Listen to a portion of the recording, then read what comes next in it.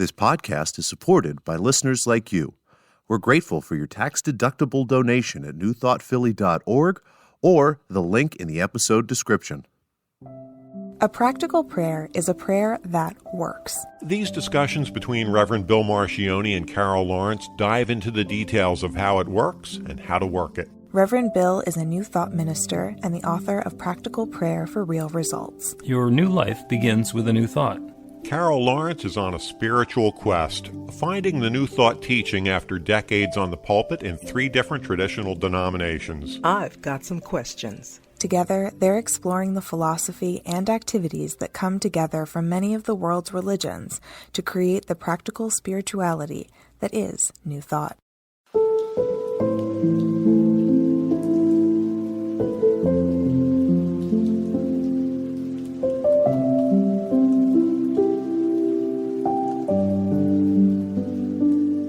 Welcome to the Practical Prayer Podcast. I'm Carol, here with Reverend Dr. Bill Marcioni. And we are looking forward to another fun conversation. Yeah. So you pulled this, and I always like the ones where there's 2 words because they seem like they're similar in the title that you give me. That's basically all I get before the recording starts. And the 2 words this time are destination and journey, which to some people seem like they're almost the same thing, but they're not. Absolutely not. So explain the question. Okay, so don't forget to put the first part, the other word in there that I said, the overworked conversation. Overworked conversation of destination and journey. Yeah, because as soon as you can define it, right? It's one of those things that you can define both words. And as soon as you're okay with that and you locate yourself in that, then some shiggity happens. Or great word. Or you get down the road, and here's that question again: destination, journey. So it's one of those things that it just doesn't go away. When I thought about it, I thought, yeah, because maybe somebody listening might be there. It's a rough place to be stuck. So I was just thinking we might discuss that. Okay, we can definitely discuss that. And I have some preconceived notions about how to talk about destination and journey. Of course, usually I go global, which has the advantage of kind of being more about principle than about personal experience. And it also, in a lot of cases, trivializes the question. So we are here having a human life. And that is what we're up to. And if you look at the destination, where we are headed in this human life, it's an end. All right. Thanks for reminding us all. Well, I mean, I told you, I oversimplify. I go to the really big picture, and it trivializes the question. And when I do memorial services, which I love doing because there's just opportunity to celebrate a life, there's a wonderful poem called The Dash. And it is about when you go into the cemetery, all of the headstones have a date, and then a dash, and then another date. And everything that happened in that person's life happened in the dash. And the journey is to get to the end of the dash. But getting to the end of the dash is not the point. The destination in that case is not the point. It's the journey that's the point. Now, along the way, there are certain waypoints, certain milestones and events that happen. And here in our physical day-to-day human experience, we mistake the waypoints along the journey as our destination. Once I have my Doctor of Divinity, I will X, Y, or Z. Once I've written the book, I will A, B, or C. Once I have that relationship, once I build up the muscle, once I lose the weight. In our Beyond Limits class, there's a great quote that Roger Thiel came up with, which is living in the magical place called Someday I'll. I remember that. Yeah, someday I'll have this, someday I'll have that. And yeah, someday maybe I will. But that won't change the fact that I'll still be me and I'll still be in my dash someplace. Yeah. When you first said global, I said, well, let me just listen and see what he's talking about with this. And I get that with the dash and all of that. And then you bring it into where we live every day, live and breathe every day. And every day, of course, from a global perspective, we are living in the dash. Mm-hmm. But in the dash, there's things going on. And I guess we know the global perspective, we understand that, but the reality that we feel consciously is the everyday thing. Right. And the destination is our goal, what we want to do, whatever that thing is. And of course, sometimes when you get to that, then there's another one, another one, and another one. But what about when there is that one thing? And you understand that it's a destination because little stuff happens along the way. But what about when those things happen and it doesn't seem to point to that destination that you're looking for or you're expecting? And it could cause a shift or bring that notion, when you're standing at that, I use the term intersection, where you have a 5-point intersection. Okay. Look, it was not supposed to be this way, right? I can take a cross street, but 5-point intersections. Which one of these are going to get to the destination, or is the destination changing?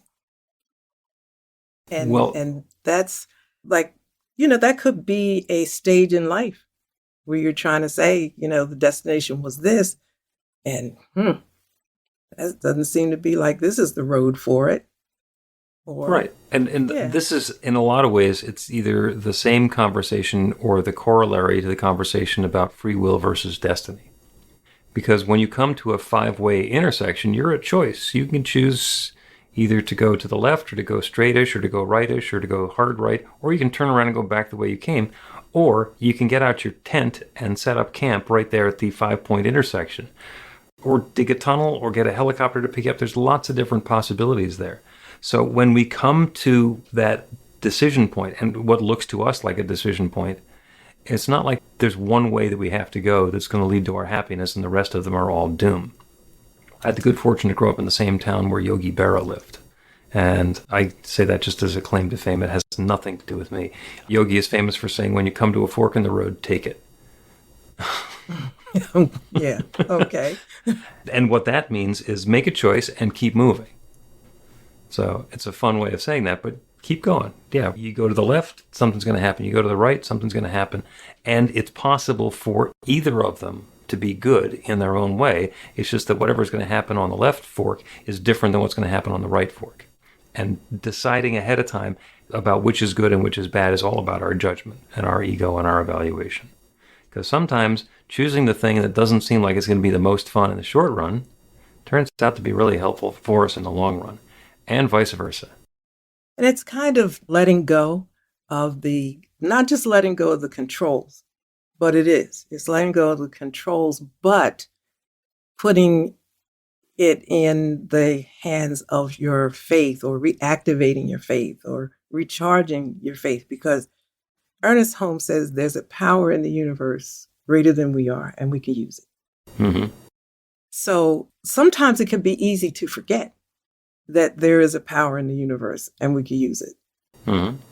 And so making that choice or stopping, for me, sometimes I'm thinking, if I make this choice, then the destination might change. And that's not what I'm doing. I'm trying to get to this. And so I want to take the road that gets me to this. But then I can't see it all. I can't know it all at that moment. However, oh gosh, this is really getting like doing what we do, going on. Might as well. But it's like when you pray, however you pray, whatever you're saying, however you're praying, and the answer is yes, but you don't know what's in that yes. Right. You think the yes is about the destination. Yes, yes, yes. But getting there, getting to the yes requires this, this, and this, mm-hmm. which is not a part of our consciousness or our awareness, probably quite intentionally so, because it might change the destination if you see the crap that's in the middle. If we knew how all of the pieces would fit together every time we did something, then our free will would go away. if it were absolutely obvious what's going to be the, quote, best choice for me and for everybody involved, then there wouldn't be a choice. We wouldn't have to weigh those things. Should I invite her out? Should I... should I take that sketchy drink that somebody's offering me in the club? Should I get into the car with that person who's trying to convince me that it'll be okay? I mean, there's all sorts of different possibilities that are in there. I want to go back to what you were talking about with Ernest Holmes, because I actually have a little bit of a disagreement with Ernest Holmes. And it's astounding that, the evolution that I've gone through since I got involved in this teaching, because it would never have occurred to me to object to something that Ernest Holmes said 10 or 15 or 20 years ago. And the line that you quoted quite accurately is, there's a power for good in the universe, and you can use it.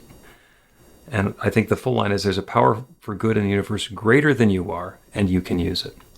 And Holmes used to start his radio show by saying that. And then Raymond Charles Barker, who's in New York, started his radio show the same way. There's a power for good in the universe greater than you are, and you can use it. And it's really powerful, and it's great marketing talk. And it's not entirely true. Because there is a power for good in the universe greater than you are, and you are using it.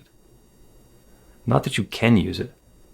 It's not like it's out there and it's available. And, oh, let me go get some of that infinite power in the universe and use some of it. We are using that same power to do everything. That divine presence that is the power for good, that's us. We're it. It's not like we can choose not to use it. We can use it in a way that's really going to be uncomfortable for us, for the people around us. We can use it to do things that are destructive and unhappy. But we're always using it. And sometimes when we're using it unconsciously, we're getting a lot less power out of it than we would if we were using it intentionally. And that's good, especially when we're making, I was going to say bad. They're not bad choices. They're uncomfortable and unhelpful choices. I see your point. But maybe I'm still like in rookie stage because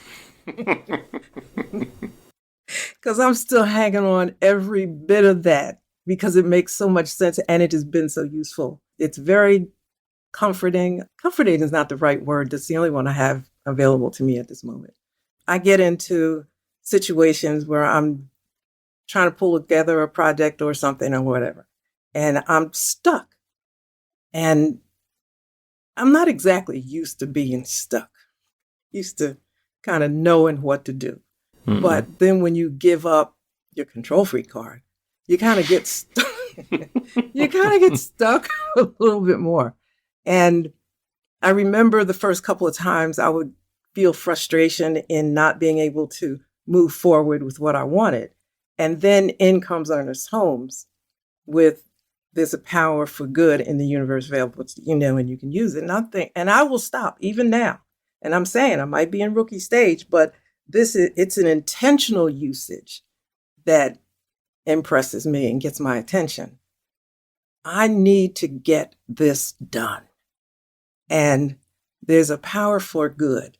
That means there's intellectual, divine intelligence and all of that business that's available and I can use it. And I kind of imagine and stop what I'm doing and go for it. Mm-hmm. Or do what I have to do to allow it to come. Whatever, everybody's got their way of doing it. But that right there is so good for me because it's intentional. I can use it. Mm-hmm. Whereas before, and the universal laws are working no matter what, mm-hmm. but my consciousness or my awareness of it has not always been what it is now. And I can use it. And I know that, then suddenly there's a chill out moment for me because this frustration is, I've gone as far as I can. Let me go make a smoothie or or whatever it is. And it's going to come. And that assurance, it does, and whatever comes, I assume that's the next go. Use what came to you. Mm-hmm. If nothing more than to see what happens. But yep. Yeah. So I see. You can't do this to me because I got out on this track here. I'm going to take you a little bit farther off the track and this one is a quote from me, and it's kind of pithy, tongue in cheek, which is vintage Bill, which is, you've got questions, we've got questions too. Because sometimes when we're dealing with that power for good, the answer is not necessary immediately. Perhaps the opportunity is for us to marinate in the question for a while. Mm-hmm. What's the next best step for me to take? And instead of just looking for the guidance to say left or right, or your 5-point intersection, go this way. Maybe just understand, what do I mean by best? When this next segment of my life experience has unfolded, what's the experience that I want to have that would let me, in hindsight, describe it as best? You got questions? We got questions too. And the more clearly we can understand the questions, the more likely it is that when we get the answer, it's going to be helpful. And as you mentioned, the answer is going to be yes. So marinating on the question is going to be important. I've told the story before. I used to swim laps at the YMCA. And every once in a while, there would be more swimmers than there were lap lanes. So you'd have to share. That's fine. And as I was jumping in next to somebody, it's nice to be courteous and let them know that they're not going to just be swimming back and forth in the middle of the lane. And I would jump in and I'd say, do you mind if I share the lane with you? And I said, oh, not at all. I realized I was asking the question and looking for a no. So I changed it. Instead of, do you mind if I share the lane with you, is it okay if I share the lane with you? And the answer is then yes. And the same thing would wind up happening, but we were at a yes instead of at a no. And it felt much more harmonious, even though I could convince myself, well, I knew what I meant. They're the same. They're not. They're subtle. Yeah. But they're different. I think you're talking about expectation. Mm-hmm. What's your expectation from the beginning? Back to Ernest Holmes. The expectation is good. It's going to be good. There's that scripture that says all things work together for good. Mm-hmm. And then Florence Scovel-Shen came to my, became an acquaintance, let's say. Mm-hmm. And she talks about the next divine right step. So when I stop, it's going to be good. It's like saying, listen, I don't know. I've run out of ideas. There's been times when I've said, I don't have one more good idea.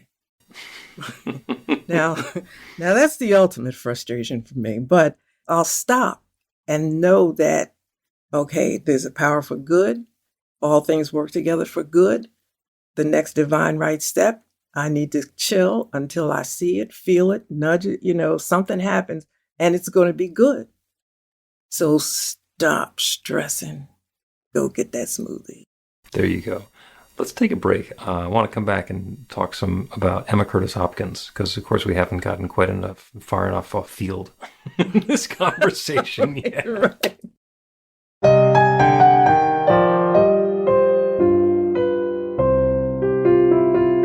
It's Reverend Bill letting you know that the Practical Prayer for Real Results class is now available on demand. That's right, you can take it at your own pace, anytime you want.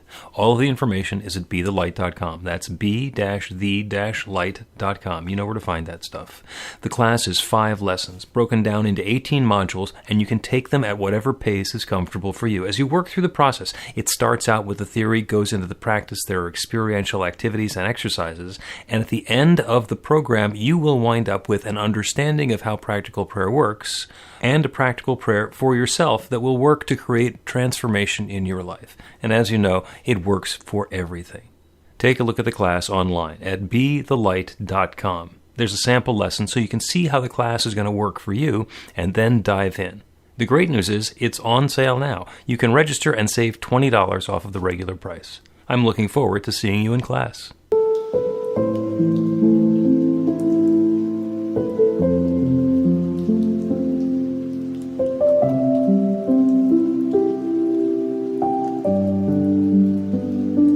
Welcome back to the Practical Prayer Podcast. I'm Carol, here with Reverend Dr. Bill Marcioni. And we're having a wonderful conversation that we're not really keeping ourselves rooted down firmly to destination and journey. Do we ever keep it pinned down? We never do, but it's a little bit about that, because the destination is what we experience as good. And the journey is the sometimes straight line, sometimes completely circuitous spiral path that we take to get to it. And before the break, I threatened that I would talk about Emma Curtis Hopkins, the teacher of teachers. She, among other people, taught Ernest Holmes. And she says in one of her lessons, my good is my God and my God is my good. And God and good are both capitalized. And when you think about your good as you understand and experience good, to be that divine goodness, that divine possibility, then it changes the context a little bit because there's no difference between the experience of good and the awareness of God. Yes. Yes. So in that case, back to Florence Scovel Shinn, guided to take our next steps, the next step toward our good. How can I more fully express that divine presence that is sharing itself as me to bring more of this experience of what I find to be good into my life or into the world? And then it becomes, in some ways, a different thing. Absolutely, because at that point, there's a letting go moment. I don't know if it's the predominant thing that's going on at the time, but maybe it is. It's letting go of what the energy, the strong energy that you have for the destination that you, as you see it, and stepping back and saying, okay, either the next divine right step is going to take me closer to this or closer to a better good, because if this wasn't good, I wouldn't be going for it. But there may be a divine step in there that takes me to a better. And letting go allows myself to be open to the better. Not easy, though. Yeah. Because we can get really invested in that destination that we have come up with, created, imagined, whatever. In the software world, they call it a layer of abstraction, which is a disconnect. So I can have an input that directly controls an output, or I can have an input that controls some formula or mechanism or dynamic. And what happens in that process controls the output. And it lets go of direct control, but it also lets go of the responsibility and a requirement for direct control. If I build a machine that will drive down the road, we'll use the car as an example. Now, you've had the experience of when you let go of the steering wheel in a car, it pretty much drives straight. And that's pretty cool. Now, you can set it up so that the person driving actually has to point the wheel straight at every moment and has to correct for everything that's going on. But the way that the wheels are aligned and cambered and towed in and whatever else is going on with them means the car has a tendency when it's turning and you let go of the wheel to come back to straight. And when it's driving straight to tend to continue to drive straight. And so there are those things that have been put into that abstraction that allow the experience of driving the car and the experience of the car going in a straight line to be much more straightforward. And that sort of thing happens all the time. It happens in our spiritual life. If we want to control exactly what's going to happen at the output, and we're going to do that by controlling the input, then we have to own the entire process. And we have to be responsible for every little thing that fits together everywhere. If, on the other hand, we allow that layer of abstraction instead of saying, this is what I'm going to do to make it happen, we say, this is what I want to have happen. This is the experience that I want to have after it's happened. And then let that infinite creative power that we're partnered with fill in the blanks and keep the car moving and going in a straight line so that we don't need to effort the whole thing. Then we wind up getting to our destination, and it's easier, and it's quicker, and it's safer, and it's more of what we would call good along the way. Yeah, that's past high school faith. Yeah, but I got it back to destination and journey. You did. You did. I like that. Yes, you did. But I'm acknowledging, that, yes, you did. But I'm also acknowledging that takes a level of maturity to do that. Knowing that there's influence, there's power out there that's greater. If you're not used to acknowledging that, you take the whole bowl of wax, as you said, and you're trying to control all the pieces. I don't think there is a how-to. I think there's an acknowledgement, a simple acknowledgement that is the truth. And we learn how to live in and navigate in that truth, not being totally in control and all of that business. You notice how I'm skillfully or unskillfully trying to stay away from the control freak conversation. Because I think that, you use the term ego. I think that has a lot. That's another term that might be good. Because everybody doesn't identify as a control freak. They don't confess it. But to some degree, it's there. Yeah, but in order to have a different experience of our life, We need to let go of all the things that we've been doing up until now that have caused our life to be the way that it is. And some of those things are going to be easy to want to let go of, even if they're hard to stop doing. And some of them are going to be really difficult to want to let go of because that's part of who we are. But the definition of insanity is continuing to do the same things and hoping for a different result. You want to get everybody on board with the whole control freak notion. Instead of talk about control freak and ego, talk about surrender, which is letting go of control. And all the control freaks go, I don't know if I want to do that. And other people say, well, that's fine with me. And then you say, oh, even the things that you have a charge about or energy from the past, in which case the surrender is called forgiveness. And you have to forgive all the things that have happened and take away the energy of them so that you can take the next step forward. And even people who don't have the control freak bone in their body are going to go, I don't know about that. I don't know about that. What she did to me in high school, I don't know if I could ever forgive that. Okay, so at this moment, I'm trying to, you lost me a little bit, making the connection with forgiving everything in the past and the control thing right here. I guess, first of all, I'm extremely task-oriented, as you know. Mm-hmm. That's cool with me. I am not trying to let go with that. It's just fine. Myers-Briggs said that's what it is. That's what it is. It's been that way for a while. It's been that way all my life. And, but enter God, enter understanding that I do not have total control. What I do have, I look at it at this point, and I would encourage everybody to do this, right? Whatever it is, just say it's a gift. And you just have to learn how to use it. And that's important. Not trying to throw it away, but learn how to use it. What is the divine use of this? What's the divine purpose in this? Who I came here to be, let's just say for the moment, requires this little gift that I have. But I got to learn how to use it, or I'm going to wreak havoc. And now I have experienced that. So that's another thing. That's another conversation. That is quite funny down the road. Yeah. And the other one that we're not going to get to finish today is surrender and forgiveness, which is probably an entire season's worth. And they seem unconnected until we connect them. Let's take another break, and then we will do a prayer, and we will channel our inner Ernest Holmes and Emma Curtis Hopkins and invite some good capital G.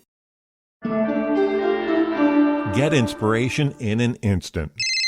God calls are the gentle and uplifting moment of truth to help you remember that the bright light of God's love is shining right now as you. It's your God Call with Reverend Bill. Start your 2-week free trial today, and you'll get a phone call 4 times a week from Reverend Bill with an uplifting half-minute message filled with insight, wisdom, story, and fun. Let your light shine. You can answer the call to listen to it live or let it go to voicemail so you can hear it later.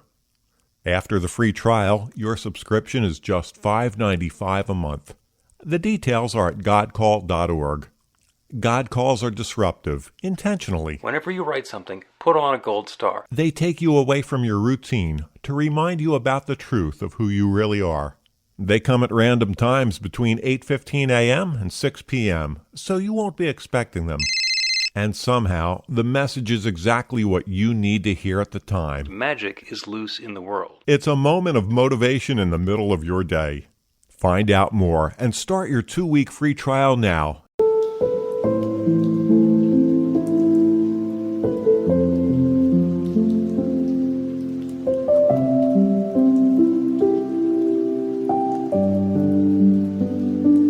Welcome back to the Practical Prayer Podcast. I'm Carol, here with Reverend Dr. Bill Marcioni. Conversation has been amazing. Yes, destination and journey, and a fair amount of other things thrown in there as well. And as usual, it leads us, just like every ride at Disney World leads to a gift shop, every conversation in the Practical Prayer Podcast leads to a practical prayer. And you know what? Sometimes I don't know about you, but I need that prayer. Oh, God, what have we been talking about? And the prayer today, following up on our conversation of destination and journey, is on inviting good. And good is different for everybody. Good is a way that we understand our engagement with the world. And we're going to use good with a capital G. And remember that Emma Curtis Hopkins said, "My good is my God, and my God is my good." So when we pray for a deeper awareness of God, for an ability to identify and resonate with that indwelling power and presence, that God presence is more apparent to us, and the good that we are seeking, capital G, is more readily available because it's a partnership between us and the infinite that's creating that. There is a power for good in the universe greater than you are, and you are using it. So we will take that into prayer, to be aware of that infinite creative power, that divine presence, that one love, that power greater than we are, and use it. That infinite creative power that creates galaxies, that creates everything, that is love itself, unfolding and revealing and expressing itself through and as and in all of its creation. That one is right here, right now. It is not just available to us. It's not just part of what we are. It is the sum total of what we are. Each one within the sound of my voice is that divine power and presence taking its own unique and specific form. That God presence is right here, right now. It abideth within. And the good that we are seeking is available now. It is something that does not get offered to us from the outside. It is something that we open to and allow to unfold and reveal itself in our experience. It doesn't matter what it is. It doesn't matter what area of our life it's from. It could be about our health and our vitality, our feeling of wellness and wholeness and comfort. It could be about our experience of prosperity and enoughness, of financial security, of confidence in our ability to engage in the world in a way that's going to be productive and uplifting for us and for everyone. It could be about our relationships with our significant others, our love and romantic relationships. It could be about our familial relationships, about our coworkers and colleagues and bosses and clients, about our neighbors and community leaders and government officials. It could be about our work, our creativity, the way that we share our gifts, the way that we are aware of our gifts and are able to share them in a way that brings more good, capital G, into the world. It shows up in lots of different ways. But that good is unfolding now, for and through and as each of us. There is a power for good in the universe greater than we are, and we are using it. Opening ourselves to new ideas, new possibilities, new guidance, new awareness, new opportunities, to allow that good to flow into our experience. We open the channel, and the good flows. That's the way it works. And I'm grateful for it. I'm grateful for the wonderful way it's happening for each one. Different for all of us, but that same process for each of us. And I celebrate the fact that there's nothing that stands in the way of this power. As we open to it, it responds. There is a power for good in the universe greater than we are, and we are using it, and the answer is yes, and the good is underway.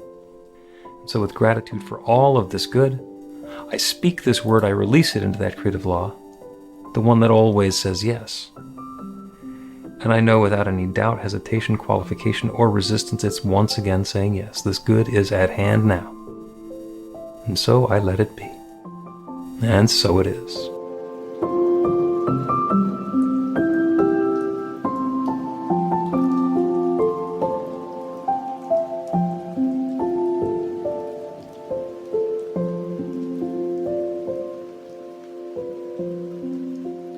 The Practical Prayer Podcast with Reverend Bill Marcioni and Carol Lawrence is a production of BeTheLight.com. be-the-light.com, where you can find more information about practical prayer for real results. Our theme is by Music of Wisdom. You can learn about the spiritual community of New Thought Philadelphia with daily guided meditations, Weekly celebrations of spirit, and Reverend Bill's classes in practical spirituality at newthoughtphilly.org.